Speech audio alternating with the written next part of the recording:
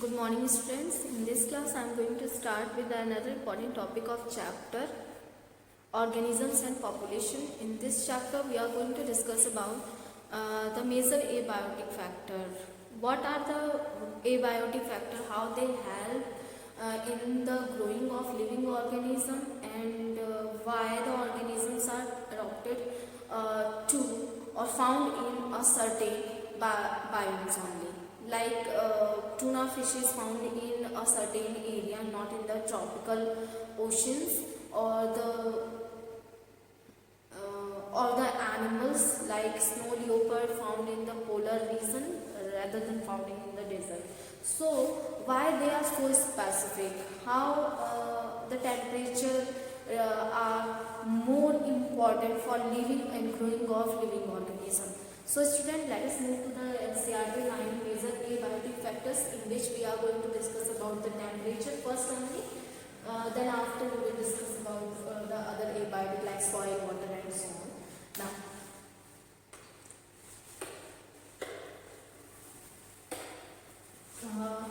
temperature. Temperature is the most important ecologically relevant environmental factor. You are aware that the average temperature on the land varies seasonally, decreases progressively from equator towards the polar and from plains towards the mountain top. So when we move from equator to the polar region, so temperature always decrease when we move from polar region towards the mountain region.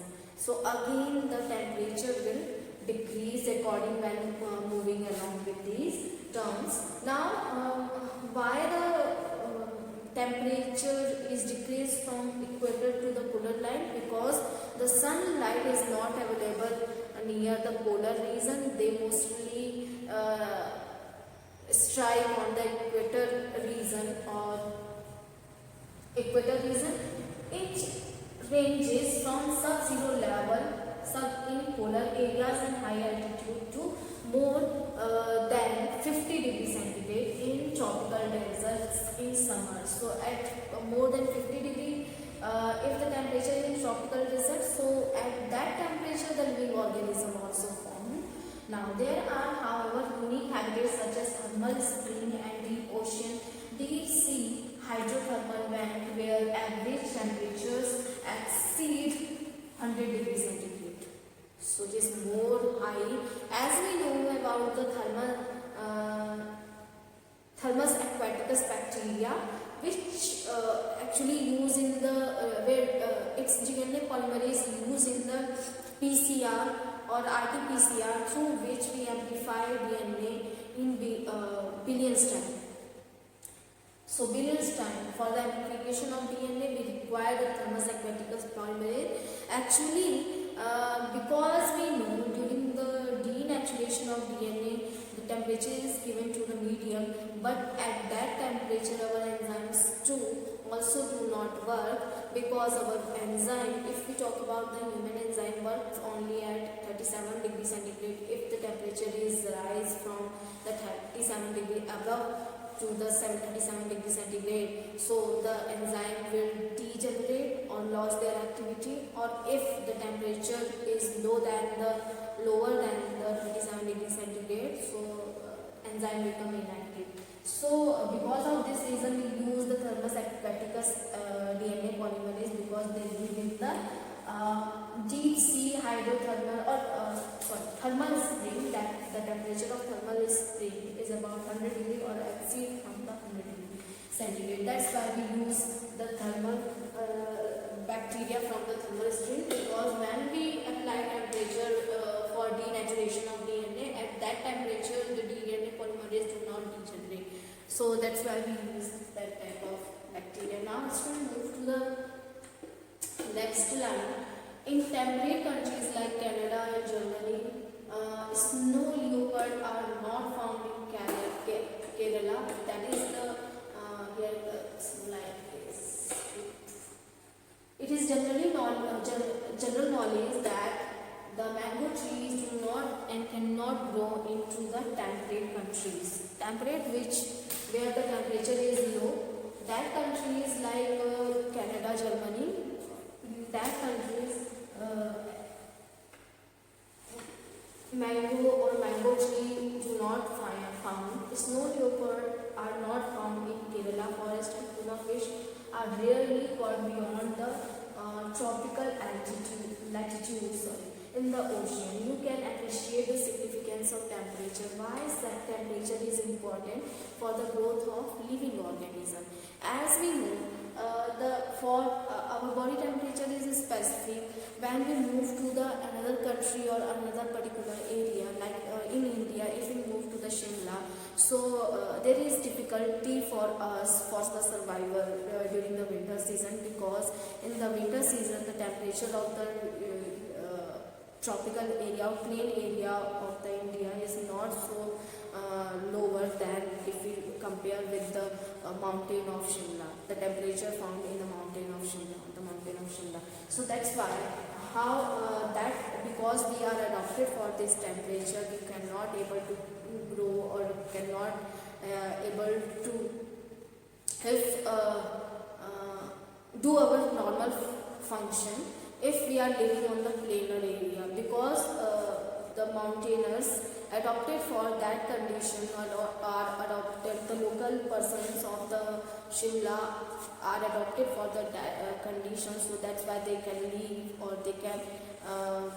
do their function normally, but we are not able. Similarly, if we talk about the living organism which are found in polar area cannot found in the plain area or the equator region. Whether the diversity of the tropical rainforest is more than the polar area, even though the species which are found in polar area not found in the tropical region or not found in the equator region of the earth. Now that's why the importance of temperature is very needed, a very important temperature, because the function of temperature is very important, because our here is given the kinetic energy about the kinetic energy of the enzyme, because our body temperature is 37, ideal temperature is 37 degrees centigrade. If the temperature become high from this temperature, so our enzyme become inactive or degenerated. That's why we are feeling fever or restlessness during the fever, because of our inactivity. Our enzymes get inactivated too, or uneasy during the high temperature. So it also moderate temperature also moderate or also affect the activity of enzyme. That's why it happen. You can appreciate the significance of temperature to living organism when you realize that it affects the kinetics of enzymes, and through it is the metabolic activity and other physiological function of the organism. So other physiological function of organism are also affected by the enzyme or the temperature. A few organisms can tolerate and thrive in a wide range of temperature, but a vast majority of them are restricted to a narrow range of temperature, like cold-blooded or warm-blooded type of animal can tolerate a narrow range of temperature. Tolerate of the levels of thermal tolerance of different species determine. That means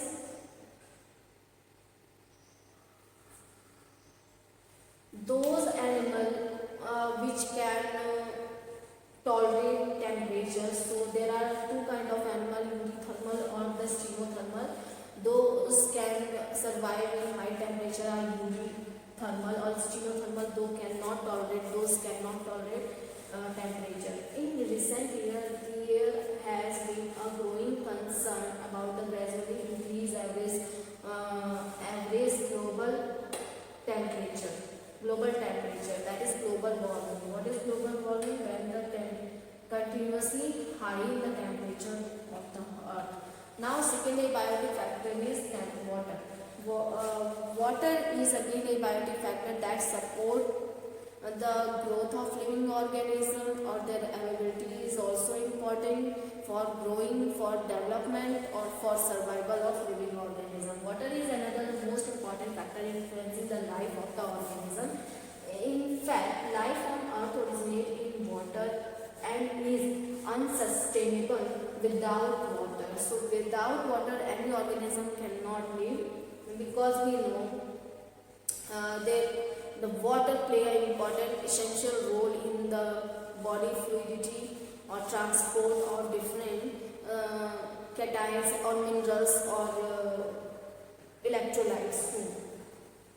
Its availability is so limited in desert that only species adaptation make it possible for organism to live there. So those are adapted for low. For example, many actually reptiles and birds are adapted for low water concentration for survival in low water, because of the excretion in excreted product is uric acid. That is, for the conservation of water, they modified their waste product from urea to uric acid. Whereas if we talk about the animals, so they remove most toxic substances as ammonia, because it required for the removal of more water, because they are aquatic, so they can release their excretory waste in the presence of water, because they have water in their habitat. If the water is not present in the animal's habitat or less in amount, so they convert urea or ammonia into urea. That is, as compared to the ammonia, it is less toxic. But if we talk about the least toxic substance, that is uric acid, where when urea is converted into uric acid by the animals, by birds, aves also said to be, or reptile for the conservation of water. So it is the mode of conservation of water for decreasing the amount of water used by these animals, so that they can live in low water amount. That's why it is the utilization of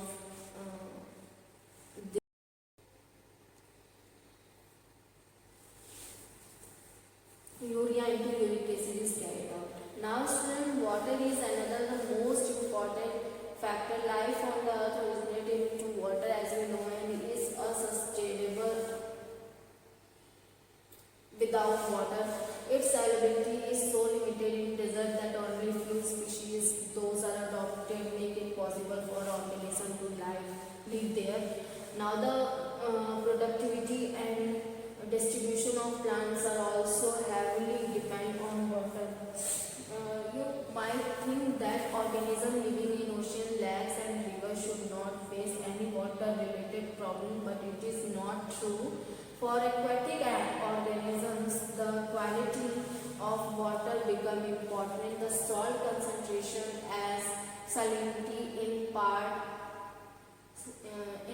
per thousand is less than 5 in inland water.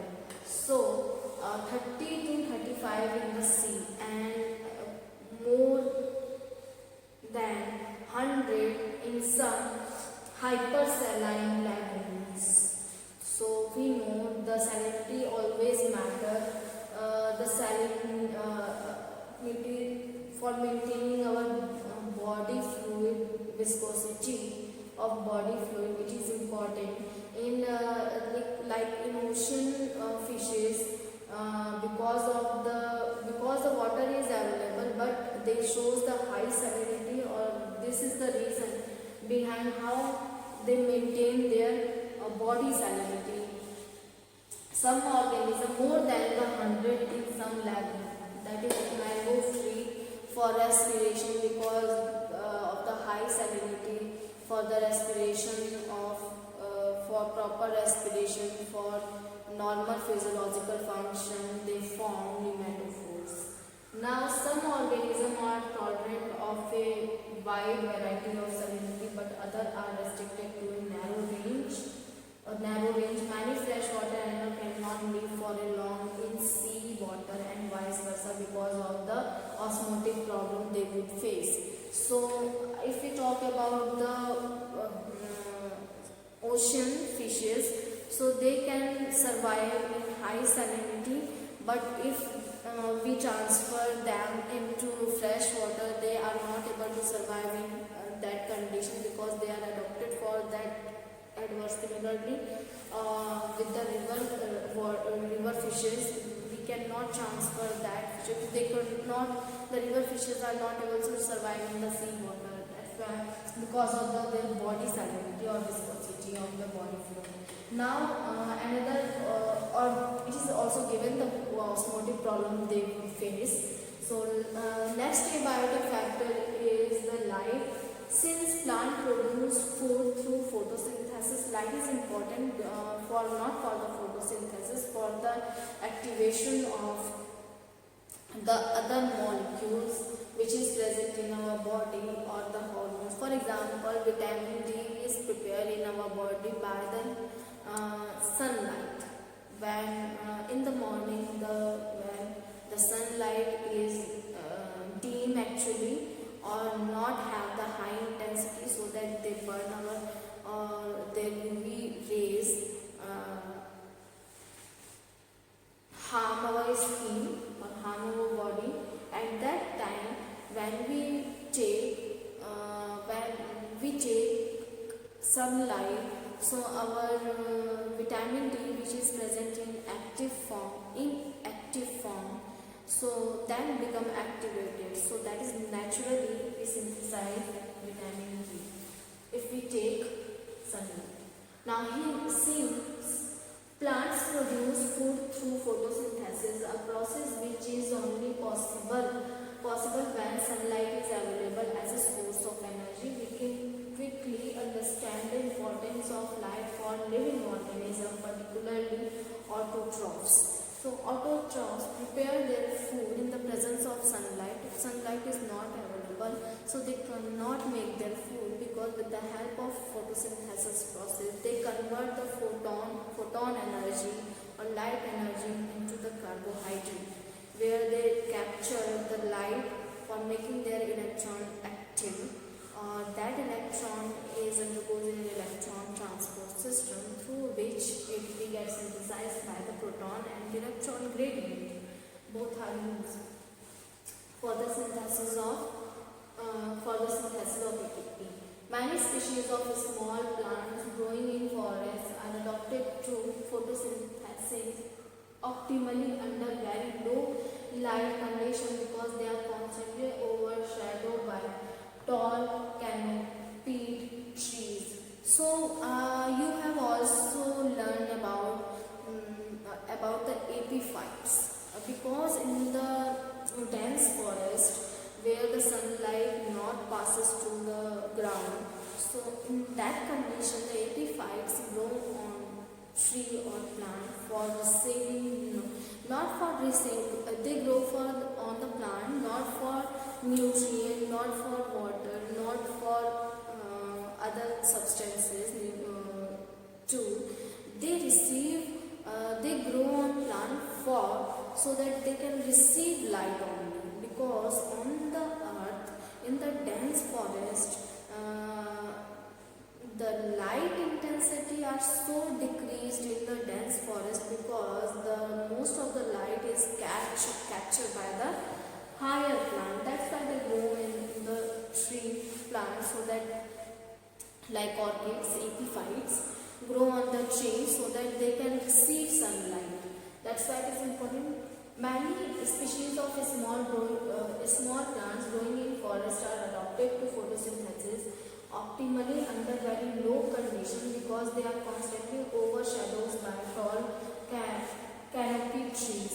So many plants are also dependent on the sunlight to meet their photoperiodic requirement for flowering. So photoperiodic requirement for flowering is important.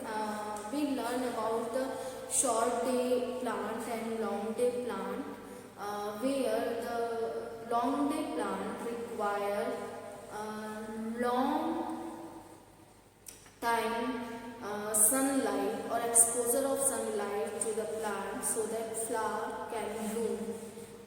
Short day plant only need small duration of sunlight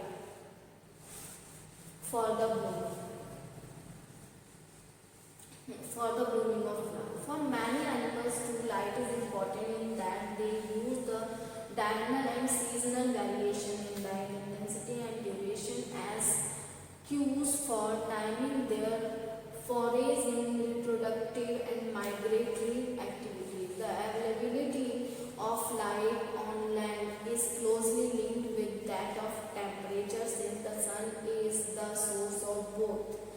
Now, but deep more than 500 in the ocean, the environment is dark and its inhabitants are not aware of the existence of celestial source of earth energy called sun.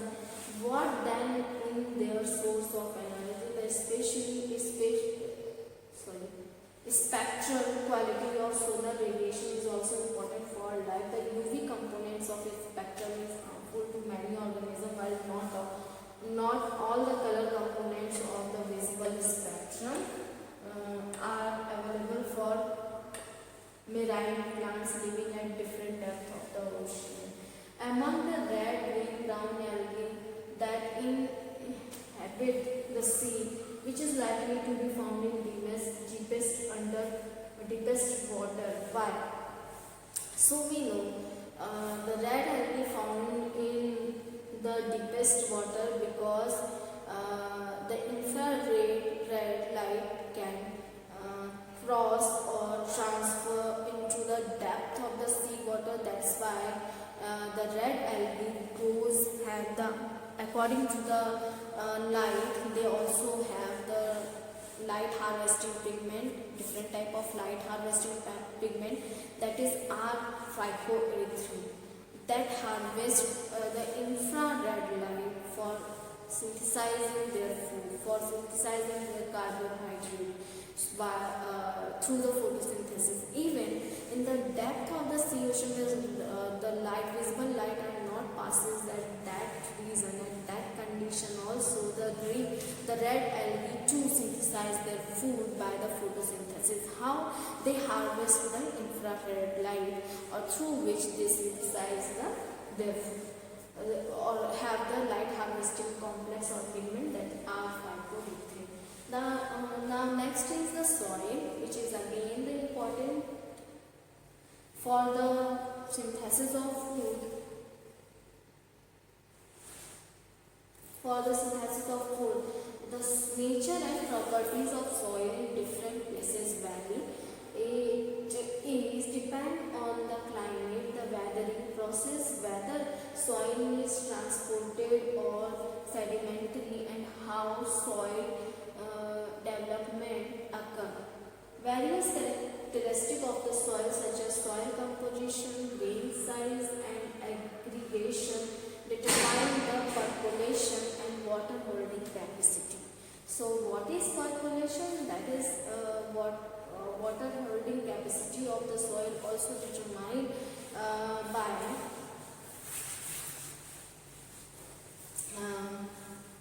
by the characteristic nature of soil. If grain size of soil is higher, so their percolation quality is high, but the water holding capacity is low. But if we talk about the small size grains in soil, or very smallest grain size is present in that type of soil, the percolation is slow, but the water holding capacity is high. So it's important to know these characteristics, along with the parameters such as pH, mineral composition, topography, determine to a large extent the vegetation in any area. So this is important. This in turn dictates the type of animals that can be supported similarly.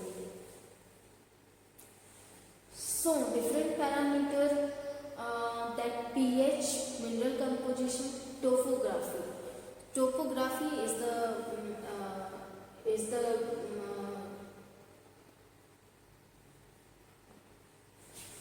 graph which represents the mineral composition of the soil, or the qualities of the soil, determine the qualities of the soil.